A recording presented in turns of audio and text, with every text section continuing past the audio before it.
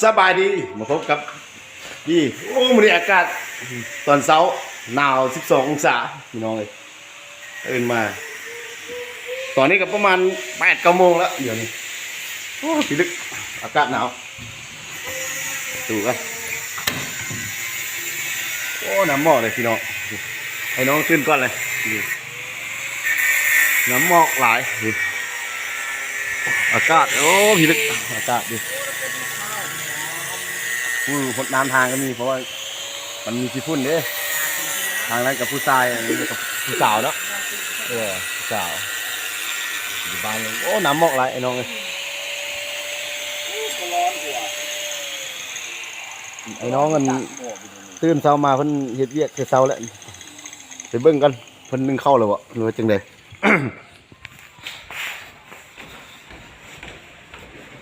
เพิ่นนอนสันลุ่มเฮานอนสันเทิงเด้ โอ้กัดหนาวพี่ลึก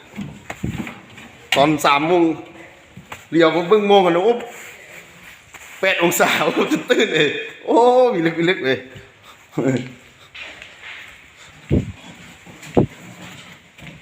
สบายดีนึ่งข้าวบ่นึ่งข้าวตอนเช้าโอ้อากาศหนาวบ่หนาวเนาะ ตอนนี้ก็ประมาณ12 องศาเลยเดี๋ยวนี้ช่วงนี้2 องศาเฮ็ดยังกินนี่แกงเฮ็ดบ่นึ่งเห็ดเจียวนึ่งเฮ็ดเจียวส้มบ่คักแท้เลยเนาะปนปลาป่นปลาอีกเหรอตอนนี้ก็ประมาณ8 โมงประมาณ8 โมงเลยอากาศหนาวโพดไอ้น้องเอ้ยมึงเมฆหมอก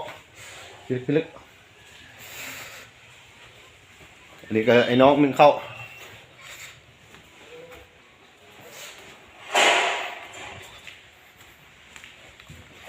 เนี่ยที่พักของเบาพี่อยู่บนเฮ็ดเวียกของการบนเฮ็ดเวียกไป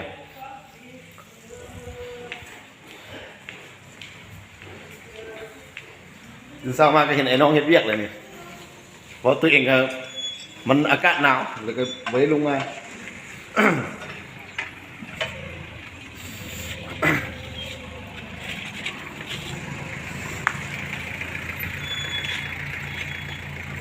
น้อง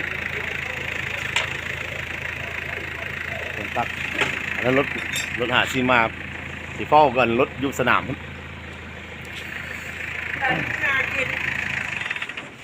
สบายดีซ่อง YouTube เฮาเด้อสบายดีคืออย่างบอกเสียงนามเนี่ยยาบอกหรือสภาพี่เลาะเบิ่งอากาศยามเช้านี่พี่ลึกหมอกเปียกหมดเลยเนี่ยพื้นนี่เปียกหมดน้ำหมอกอากาศ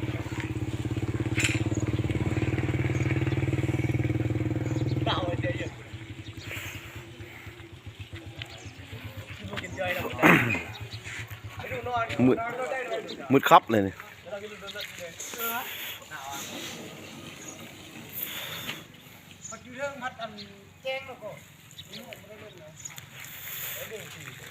นี่พากันคนตื่นแต่เช้าคนพากันหดน้ำหดอย่างเส้นคนทางเพื่อบุญขี้ฝุ่น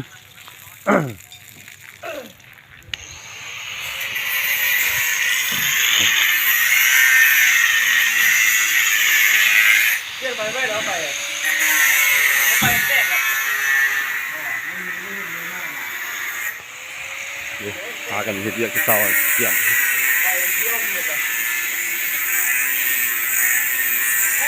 อันนั้นก็จานปุ๊บอันนั้นก็ พูดนั่นก็คือโดน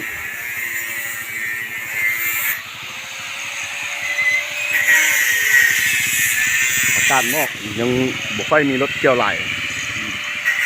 เดี๋ยวประมาณ10 เมตรนี่ก็บุเห็นกันเลย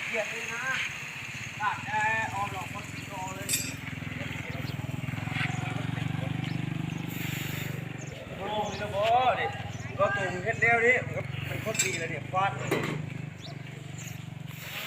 เฮ็ดแล้วนี่ฟาดลงก็ลงเอามือโอ้ที่มันตัวนี้นะด้านนะด้านปิ่นออมคือเฮ็ดเอง กาศเอาที่ห้องนี้เอามาเป็นเปรย์ปิ้งจับปิ้งยุ่งเลย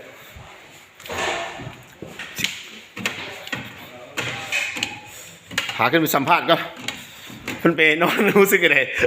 ทางนี้ก็ยังดาวไปแห้งละเหลี่ยวเบิ่งโมงกันตอนช่วง3 โมงเหลี่ยวเบิ่งกัน11 องศาตอนนี้12 องศาเดี๋ยวนี้จุดสั้นเองนอนไปนอนอยู่ภูให้คำพักกันอยู่ที่นี่ดาวหรอโอ้เพิ่นก็ไปออกไปนอนเฝ้ารถอยู่แถวโน่นมาเลยแถวบนสูงสุดของทางมาทาง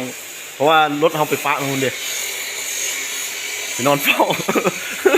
อากาศหนาวตอนค่อยไปตอนบ้างหัวแรงกันนะอยู่บ่ได้พากันมาก่อน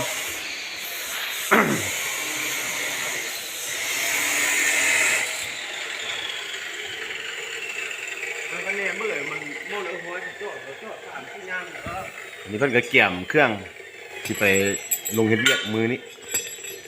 เพิ่นก็พากันตัดเล็กตัดเนี่ย นี่เราเคยด่าอ๋อมันด่าเร็วนี่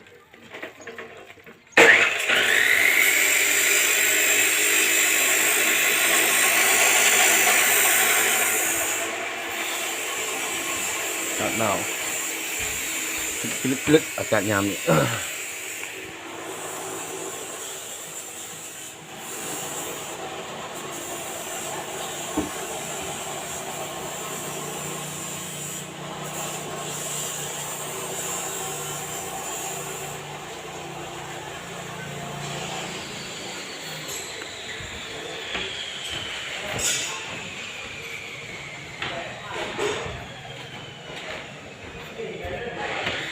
อากาศลึกหลายอากาศ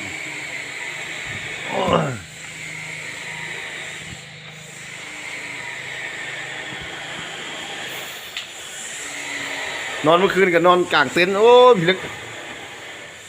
เต็นท์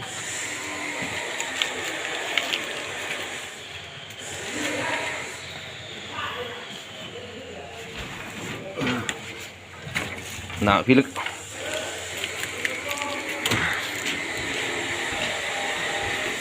นี่แหละมาอยู่ต่างแข่งต่างถิ่นเพราะว่าอากาศมันก็เปลี่ยนแปลงไปแน่อากาศเพราะว่าโซนนี้ก็ถึกอากาศแต่ละบ่อนมันหนาวบ่คือกันคือว่าแถวนี้มันอยู่กองภูเนี่ยกองภูกองแหง่งกองเข้มภูเข้มแหง่ง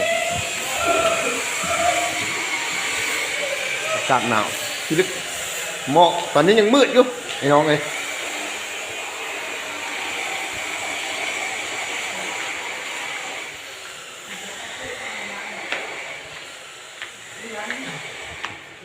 ครับแต่กระมงยังเข้ายังบุชุกอยู่วะมันอากาศเย็นนะมานี่สิแต่งกินก่อนขอฝากจบคลิปนี้ก่อนขอฝากกดไลค์กดแชร์ขอ1 ซับกับสไครต์ขอเพียงคนติดตามหลายๆคนมีกำลังใจมีรายได้เก็บคลิปต่อไปปิดซ่องใส่แน่ขอกดไลค์กดแชร์สักเดียว โย่บายบาย